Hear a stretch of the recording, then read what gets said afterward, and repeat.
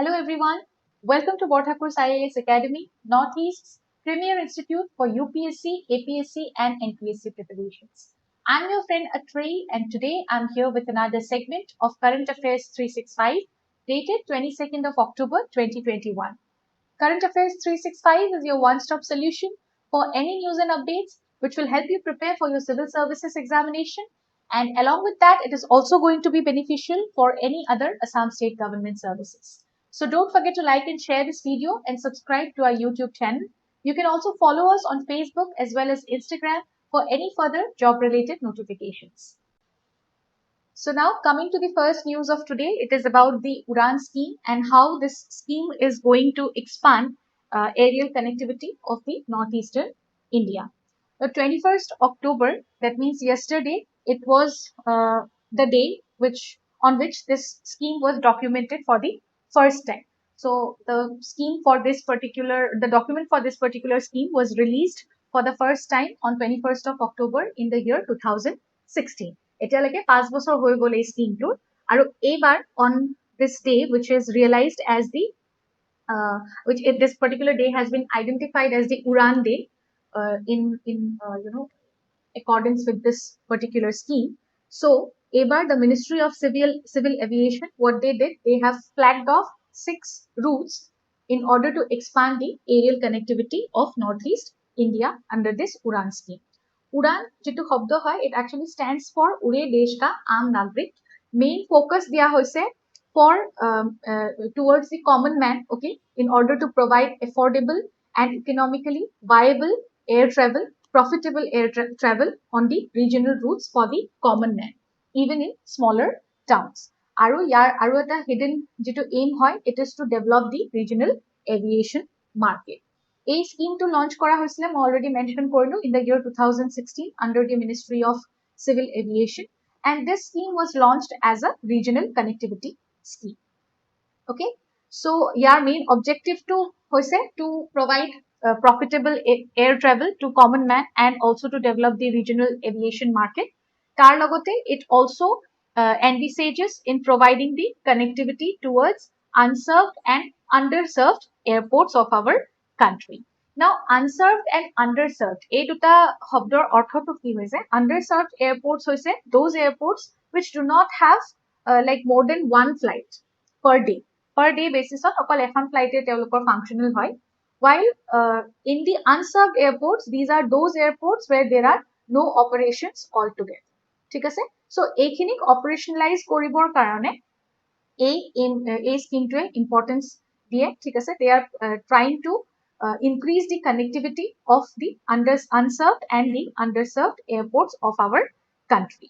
And tar logote this scheme is going to be operational for a period of 10 years. 2016 or 26 leke first in teloke decide korise je starting or 10 বছৰ leke ei scheme to operational hoi thakibo aru ei scheme tur under bahutta phases already ahi hoise. Ekhiniu ami sam on the later part. So yet coming to the financial incentives from the central government as well as the state government, it will be extended to some selected airlines, and this in turn will be encouraging the operations of the inactive airports, tamane unserved and underserved airports. Then jodi ami achievement kotha kau ei scheme tour tetia hole so far 387 routes and 60 airports have been operationalized aru yar under of 100 route are towards the these are available, I mean these are effective in the northeastern part of our country alone. Aru yar logote Krishi Uran scheme eta birat important achievement hoy of this scheme, okay, under this Uran scheme.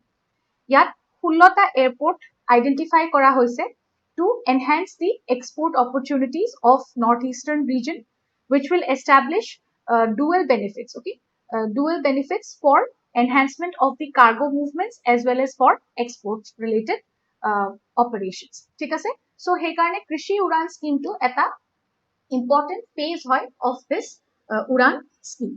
Aru jehetu moi mention korisilu je ami sam je protektu phase ot keneke ki development hoise ei scheme tur under of.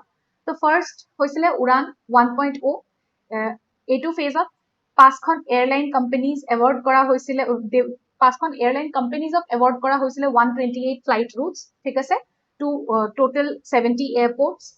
Then came the Uran 2.0, which was in the year 2018. Okay, ইয়াত কি কৰিলে, the Ministry of Civil Aviation, they announced 73 underserved and unserved airports. Identify কৰা হ'ল, mapping কৰা হ'ল, আৰু তাৰ পিছত সেইখিনি কেনেকে ডেভেলপ কৰিব পাৰি, further activities that increase কৰিব পাৰি, সেইটো তেওঁলোকে কাম কৰিলে. আৰু তাৰ পাছত আহিলে for the first time, মানে Uran 2.0 তে first timeৰ কাৰণে helipads were also connected under phase 2 of this particular scheme. ঠিক আছে. Then came Uran 3.0. ইয়াত কি কৰিলে, they tried to include the tourism routes. Okay, there was inclusion of tourism routes in coordination with the Ministry of Tourism. That seaplanes include kora hol for connecting the water aerodromes. Aru third phase today, a number of routes were brought in the northeastern region under the ambit of Uran scheme. So this was about the third phase. Then came the fourth phase. Fourth phase to hoisle joa bochor, that is in 2020. Aru yat 78 khon new routes, they were approved under the fourth round in order to enhance further connectivity. Aru ebar special focus dia hoisile remote and regional areas of the country. Tar under of Kavarati, Agati, aru Minicoy islands of Lakshadweep, they were connected. They were connected through new routes. Then came the 4.1 phase. It mainly focused on connecting the smaller airports along with special helicopter and seaplane routes. So, at a systematic way, agbahi ahise protekto phase of aru next jeto 4.1 phase asile tat teoloke importance dise to provide certain new routes which were proposed under the Sagarmala seaplane service. Now, what is this Sagarmala seaplane service? It is actually an ambitious project under the Ministry of Ports, Shipping and Waterways, jo potential airline operators or oporat teoloke kaam kori loise. Thik ase? So this is the 4.1 phase. It tried to develop.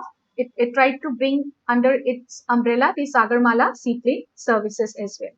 Tar pisot ahile Krishi Uran. Krishi Uranor বিষয়ে মই আগতেও কৈছো. It was launched by the Ministry of Civil Aviation in August 2020. And it was mainly to help the farmers in transporting their agricultural products so that it improves their livelihood, right? So that it improves their economic condition, and that's how their lifestyle will change. Aru eta phase ase, aru eta sub phase ase of this scheme, which is the International Uran. Under this, the plan is to connect India's smaller cities directly to some key foreign destinations in the neighborhood. So this is the main aim under International Uran scheme, sub scheme. Okay. Now, if we look at the possible solutions or suggestions, rather I should say, that dekhibole pale ami right now we should undertake marketing initiatives. The airlines, they should take marketing initiatives so that more and more people, they are, in order to spread this awareness also, and so that more people can take advantage of this scheme. Jetia scheme to bikhoye janibo tetia hetur bikhoye besi jetia prosar hobo tetia manukhiniye ei scheme tur jetu benefit hoy, advantage hoy, hetu lobo paribo. And also, along with marketing initiatives, better infrastructure is also required at the same time for successful implementation of this scheme across our country. Then, jetu second news hoy aje hetu hoise about the One Health Consortium, first One Health Consortium of our country. Now, what is a consortium? It is actually an association or combination of certain institutions for the purpose of engaging in a joint venture. Eta common aim thakibo, jitu multiple institutions log lagi pelai eta group hobo, combination eta hobo, aru tar upora teoloke further study koribo ba research and analysis koribo. And the Department of Biotechnology, which is a Indian government department under the Ministry of Science and Technology, it has launched the country's first One Health Consortium. A jeto grouping hoy, a consortium to consist hobo of 27 organizations, and this is one of the biggest health programs which is launched in India after the post-COVID period, in the post-COVID period. And this mainly aims at carrying out surveillances of important viral, then parasitic or bacterial infections of the zoonotic as well as and the transboundary pathogens of our country, which are present, and the infections which are faced by the human beings and animals within the boundary of our country. ठीक है sir?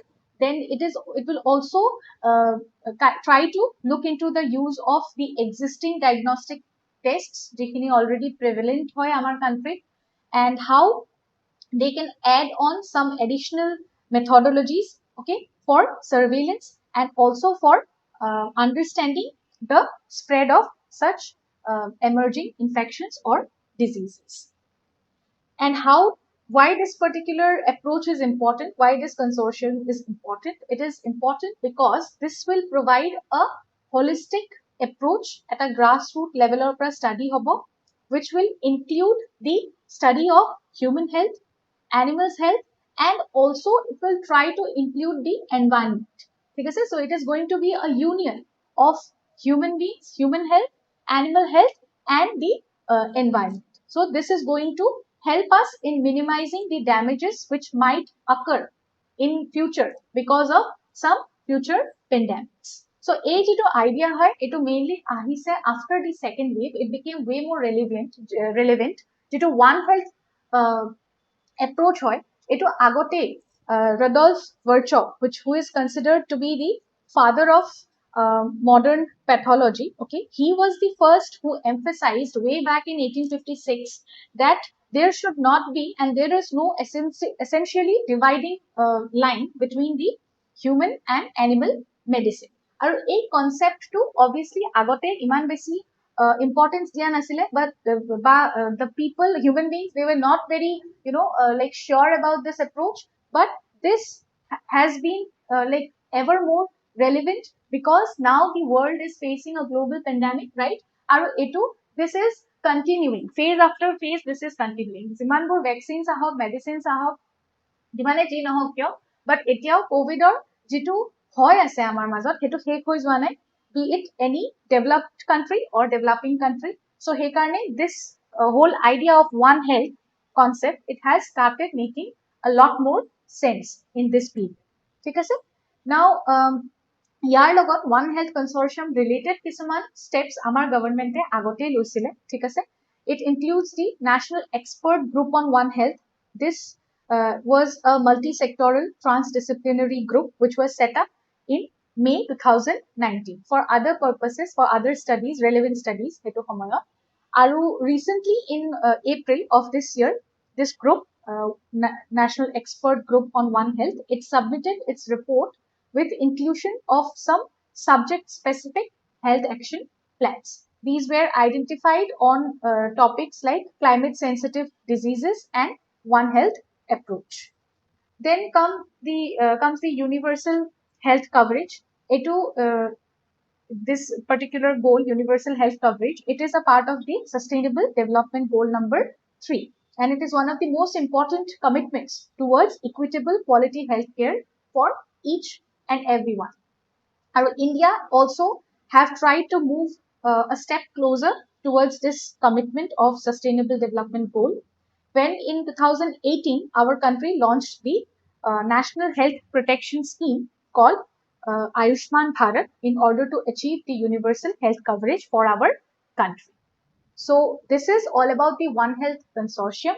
And One Health যেটো concept হয় সেইটো মই already briefly বুজাই দিছোৱে. This concept, this approach is that it recognizes that health of people is closely related or it is connected to the health of animals and the shared environment. যেটো মই কলো already, One Health concept under it study কৰা হ'ব as a union of human health, animal health, and the related environment and the environment in which they live. Okay. Now moving ahead to the next news, which is about the Production Gap Report of 2021. This has been released by leading research institutes along with United Nations Environment Program. Now this United Nations Environment Program, this is a leading global environmental authority which was established in on 5th of June 1972. আৰু আমি চবে জানো the 5th of June is observed as the World Environment Day, right? Your main function of this organization is to set some global environmental agenda. Then it will promote the sustainable development goal within the system of United Nations, and then it will also serve as an authoritative advocate for the global environmental protection. There are some other major reports also which are released by the United Nations Environment Program. It includes the Emission Gap Report, Adaptation Gap Report, Global Environment Outlook, etc. আৰু ইয়াৰ লগতে কিছুমান major campaigns আছে which includes the World Environment Day, of course, যিটো organizing, যিটো establishment or day হয়, সেইটো হয় World Environment Day. Then Wild for Life, Beat Pollution, UN 75, all these are major campaigns of United Nations Environment Program. আৰু ইয়াৰ headquarters located হয় at Nairobi, Kenya. Now coming to this production gap, it was first launched in the year 2019. আৰু এই যিখন gap report হয়, production gap report হয়, এইখনত mainly track কৰা হয় the differences between countries, a country's plan or its projects, okay, and the difference of global production level, which is consistent with the limiting warning of up to 1.5 degree or 2 degree centigrade. এইবাৰৰ যিটো report হয় of 2021, as per the key findings of this report, okay, there has been an increase in the production gap. The production gap is there to achieve the climate goal, which is widest, which is seen that it is widest for coal. Aru etu at a worrying factor hoy. This is alarming because almost all major coal, then oil and gas producers, they are planning to increase their production till the end of 2030 or even beyond. This, of course, is going to have a negative impact on the environment. So that's why it is a very worrying factor. Then comes the effect of COVID-19 on the production gap. This increase of production gap, okay, it has been further fueled by the incremental capital flow, which is towards fossil fuels after the COVID-19 period, that is in the recovery phase of COVID-19. In comparison to clean energy, এতিয়া বৰ্তমান there has been an inclination towards increase in capital flow towards fossil fuels. So this again is one major reason why the production gap has increased, right? Aru the group of 20 G20 countries, they have further channelized a 300 billion USD to fossil fuel since the beginning of the pandemic, and they are still enjoying certain incentives because of the same. Now coming to India's position here, India's first NDC SLA, that is nationally determined contribution, it was issued in 2016. It pledged that there will be a reduction in 33 to 35% in the emission intensity of its economy by 2030 as compared to the levels of 2005. The next news is about India getting an invitation from the International Energy Agency to become its full-time member. India is the world's third largest energy consumer, okay, and now the International Energy Agency has invited India to become its full-time member. India has already been an associate member of IEA since March 2017, and it has also inked a strategic partnership agreement with the agency in order to further strengthen the cooperation when it comes to global energy security, stability, as well as sustainability. Now IEA has invited India in order to deepen its cooperation by becoming a full-time member. Now, why IEA has offered its full-time membership to India? What is the reason? First is that India is becoming increasingly influential when it comes to global energy trends because of its large population and because of its increasing in the use of electricity in the upcoming time. So at a report asile, which is known as the India's energy policies report, in-depth India's energy policy report, it was released in January last year. Tar mote countries' demand for energy is growing rapidly, okay, and it is going to further increase in the upcoming decades. Along with that, the use of electricity will also increase. Is increasing and will increase at a quite faster rate. Then also the country's dependence on fuel imports, it makes the security, energy security further better. Okay, and it becomes a key priority for Indian economy. So a major reason why the International Energy Agency has offered its membership, full-time membership to India. Altogether, right now, IEA has got 30 member countries and it includes 8 association countries. And out of that, 4 countries are seeking accession to get full-time membership. Any candidate country of the International Energy Agency, it must be a member country of the Organization for Economic Cooperation and Development, OECD. Now, OECD ki hoy? This is an intergovernmental economic organization which was mainly established to stimulate the world trade as well as economic progress. Are most of the members of this organization for economic cooperation and development, these are high income countries with very high human development index. These countries are mostly regarded as developed countries. It was founded, this organization was founded in 1961 and its headquarters are at Paris, France. Now, it eligibility criteria hoy, thik ase, the candidate country, they must be a member of this one, they must be a member country of the OECD.